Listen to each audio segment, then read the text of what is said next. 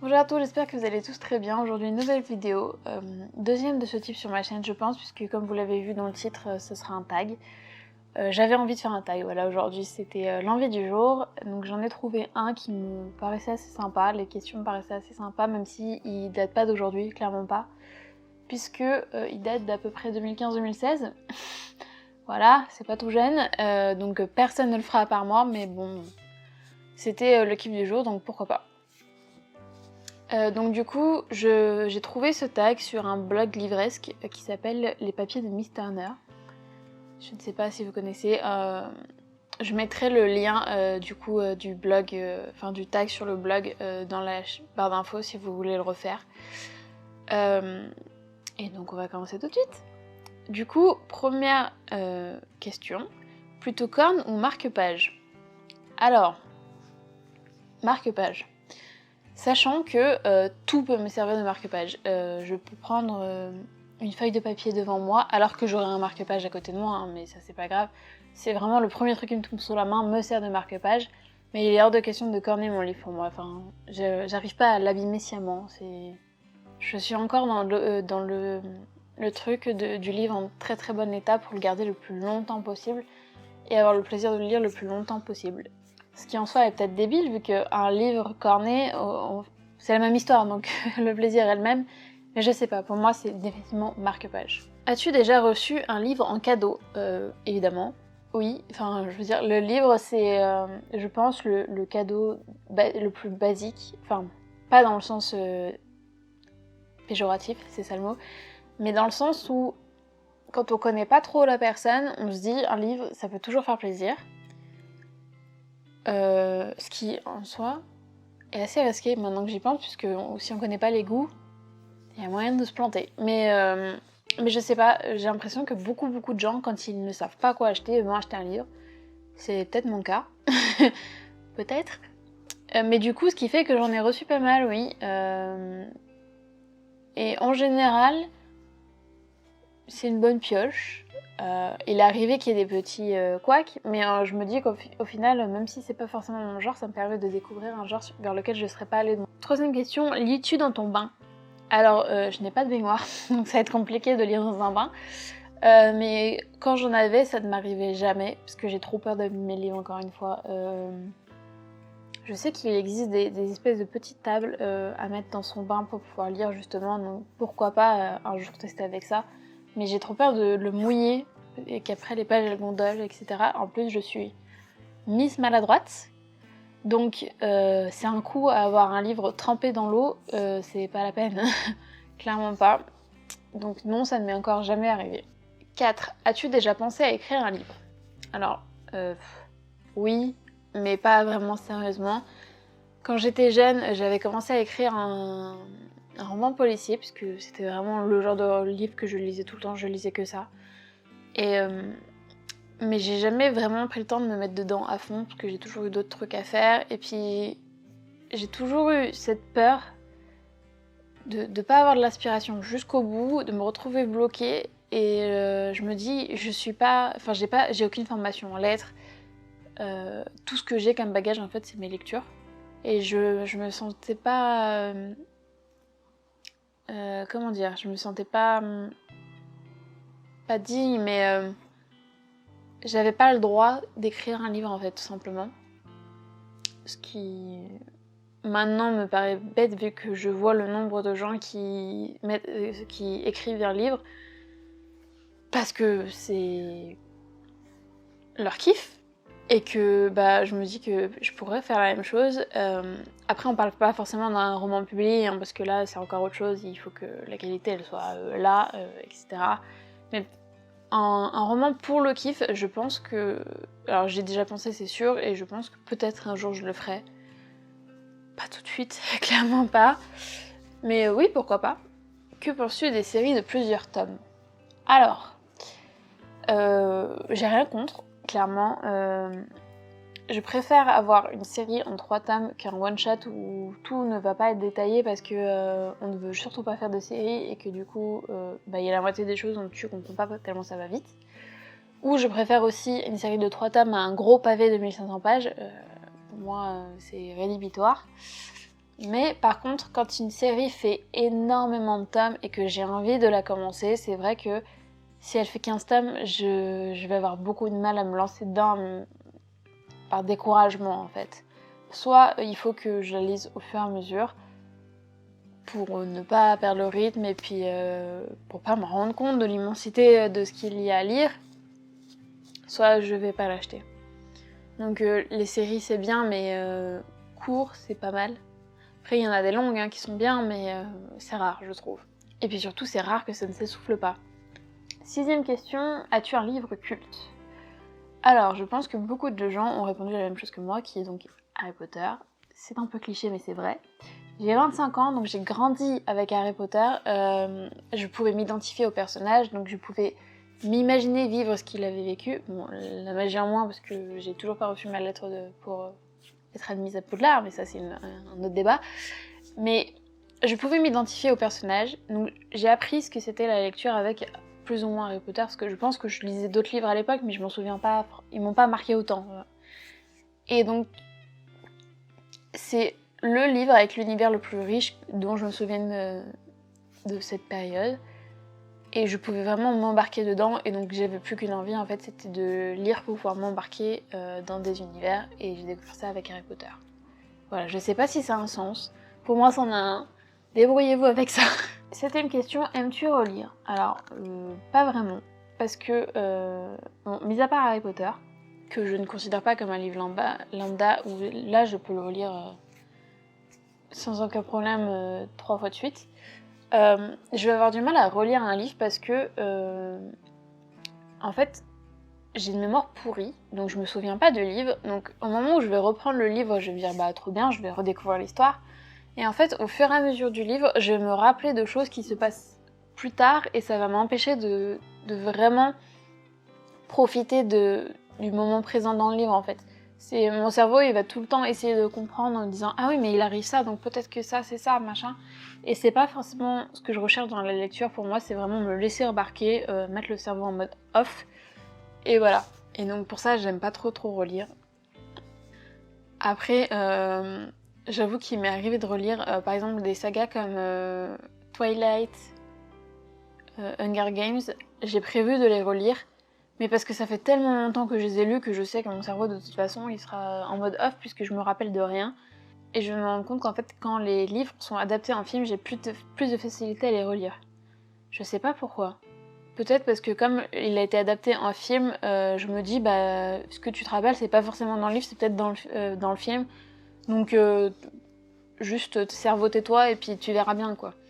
Je sais pas, je suis peut-être une fille bizarre. Je sais pas si à d'autres ça vous le fait. N'hésitez pas à me le dire, je me sentirais un peu moins seule, je vous avoue. Mais voilà, dans la globalité, j'aime pas trop relire les livres. 8e question, rencontrer ou ne pas rencontrer les livres d'auteurs que vous avez aimés. Alors ça m'est jamais arrivé, c'est pas quelque chose qui m'attire forcément, parce que pour moi un livre c'est un univers à part entière et je dissocie ça vraiment de l'auteur. Enfin je veux dire, quand une autrice dont j'ai aimé les livres va sortir un nouveau livre, forcément je vais avoir envie de l'acheter, mais je vais pas forcément avoir envie de la rencontrer parce que je sais que ce que j'aime c'est son travail, pas forcément la personne qui est derrière. Je sais que c'est pas forcément le cas de tout le monde, on l'a vu avec une certaine personne dont certaines autrices très célèbres. Mais clairement pour moi, le roman et l'auteur ou autrice, c'est deux choses complètement différentes et je dis pas non pour rencontrer une autrice, c'est pas le problème, mais je veux pas forcément me déplacer exprès pour ça. À part si vraiment j'adore un livre de tout mon cœur et que j'ai vraiment envie de l'avoir dédicacé. Mais je crois que ça m'est encore jamais arrivé. Voilà. C'est juste pas mon habitude pour le moment. Aimes-tu parler de tes lectures ? Bah alors clairement je pense que si j'aimais pas ça, cette chaîne YouTube n'existerait pas et mon compte Instagram non plus, puisque c'est comme ça que j'ai débuté. Donc clairement la réponse est oui, même pas besoin de répondre très longuement. Comment choisis-tu tes livres ? Alors, ce que je fais en librairie en fait, c'est je regarde les couvertures et si ça me plaît, je vais regarder le résumé et si le résumé me plaît, en général je vais prendre ce livre. Enfin, globalement, parce que sinon si je faisais ça à chaque fois, clairement j'aurais plus de place.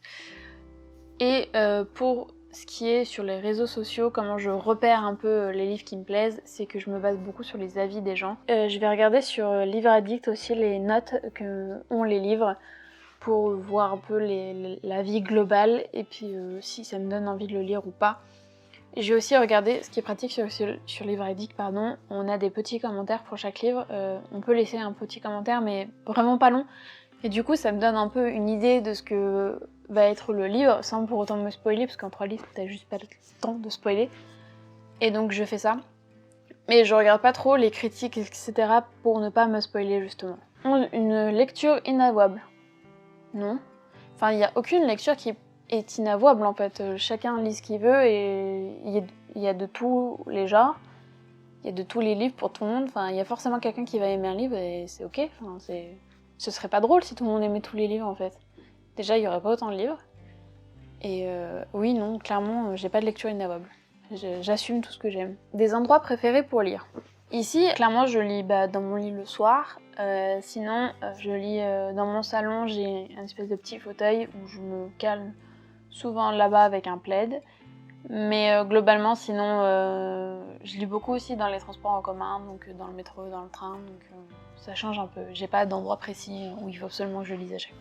Un livre idéal pour toi serait, je sais pas, enfin, un roman dans lequel je peux m'immerger totalement, où je peux vraiment m'imaginer vivre des aventures dedans, qui ne soient pas forcément en rapport avec le roman d'ailleurs. Un roman pendant lequel je coupe mon cerveau totalement et je pense pas à autre chose tellement je suis à fond dedans. C'est pour Pardon. Pour moi, ça c'est un livre idéal, enfin, j'ai pas plus de détails. 14. Lire par-dessus l'épaule. Non ? Qui fait ça ? En plus, je sais pas si c'est dans le sens quand tu croises quelqu'un, par exemple dans le métro, et qu'il est en train de lire, est-ce que tu lis derrière son épaule ? Évidemment que non, parce que de toute façon, en général, il lit pas de la page 1, donc il va te manquer des bouts d'histoire, ça a aucun intérêt. Mais sinon, je vois pas l'intérêt, clairement. Et puis j'ai oublié de le dire, mais en fait c'est totalement disrespectueux. Irrespectueux, c'est mieux. Enfin, j'aurais pas envie que quelqu'un lise derrière mon épaule pendant que je lis, en fait. Enfin, je comprends pas cette question, pour moi c'est juste une évidence. Peut-être d'autres gens le font. Télé, jeux vidéo ou livres ? Alors, je lis beaucoup, mais je regarde beaucoup de séries aussi, puisque je supporte pas le silence. Il faut toujours qu'il y ait un bruit de fond, et en général, je fais tourner soit une série, soit de la musique, mais plus des séries.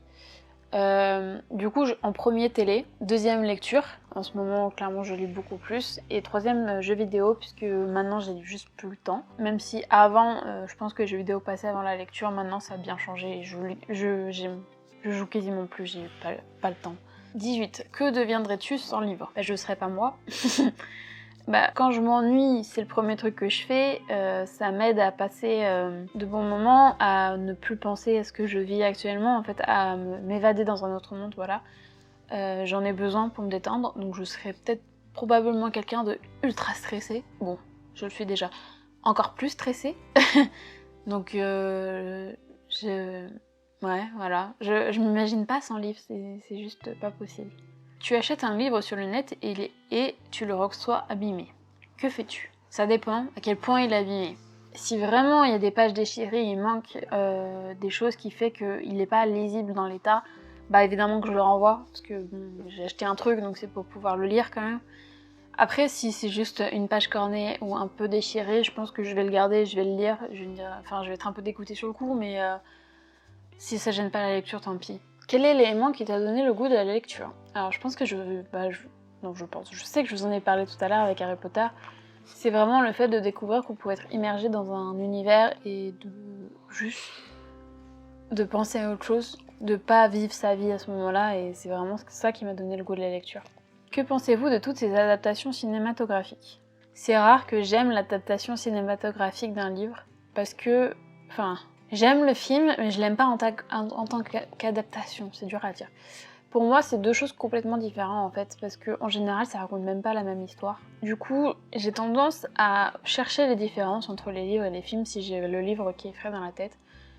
Et c'est quelque chose qui va pas m'empêcher de vraiment kiffer le film, en fait, de profiter à 100%. Si tu ne devais retenir qu'un seul personnage rencontré dans tes lectures, ce serait lequel ? Aucune idée. Je peux pas répondre. Je peux pas choisir un seul personnage, c'est juste pas possible. Ils vivent tous des trucs extraordinaires, ils sont tous différents les uns des autres, c'est... Non, je peux pas choisir. Quels sont les 5 livres de ta palle qui te font le plus envie? Il y a Les Saisons de la Tempête qui me fait très envie. Le problème c'est que j'ai déjà oublié ce que j'ai dans ma pile à lire, donc ça aide pas. Parce que j'ai beaucoup de polars dont je me rappelle pas le titre en fait, à chaque fois c'est le résumé qui me fait envie. Clairement on a Les Saisons des Tempêtes, je l'ai déjà dit. On a Matricule à quelque chose, qui est un truc de science-fiction jeunesse. On a le 2e tome de Bonne Season. C'est les seuls qui me viennent. Ah non, il y a le dernier livre, enfin pas tout le dernier, celui de Anne Robillard.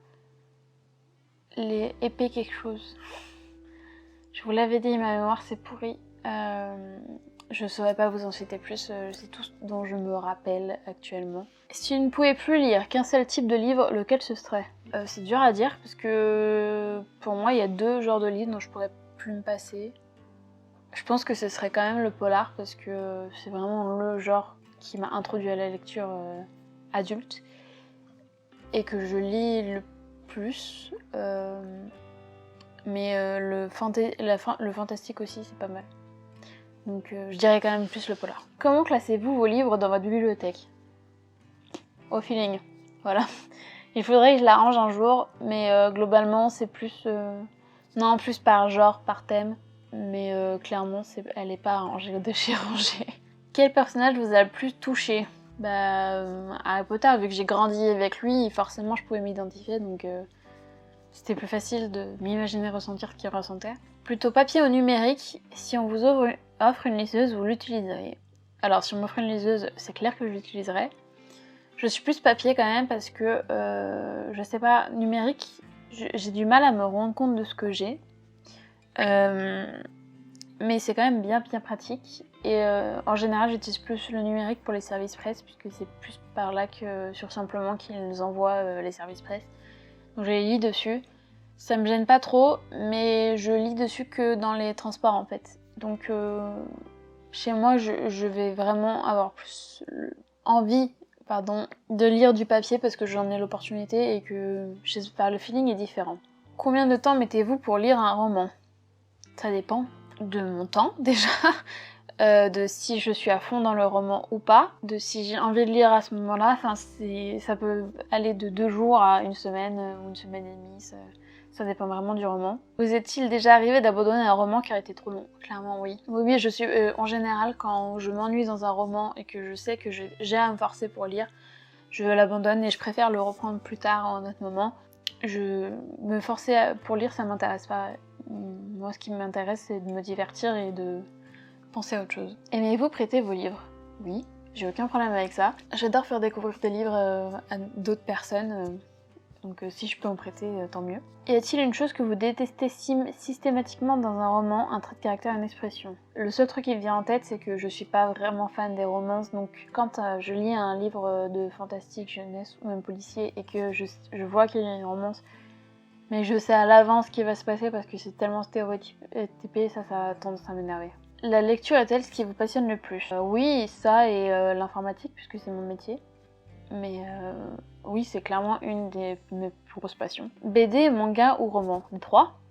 Vous voyez, je vous parle des 3, je lis des 3 tout le temps. J'essaie de trouver un équilibre entre chaque d'ailleurs, mais je pourrais pas me passer d'un des 3. Même si le manga, c'est très récent.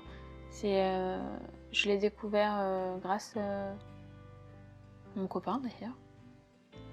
J'en lisais pas avant, mais maintenant que j'en lis et que je découvre autre chose que ce que je pensais connaître, c'est-à-dire Fairy Tail, One Piece, les trucs de combat, c'est bien gentil 2 minutes, mais merci, que je vois qu'il y a des histoires très sympathiques, très rigolotes. Il y a de tous les genres aussi dans le manga, donc je pourrais pas m'en passer non plus. Voilà pour ce tag, on arrive enfin à la fin, donc il y avait 32 questions, donc c'était un peu long, je pensais pas que ce serait aussi long honnêtement. J'espère que cette vidéo vous a plu, n'hésitez pas à me laisser un commentaire ou un petit like et à vous abonner pour suivre mes prochaines vidéos. Et moi je vous dis à la prochaine, salut!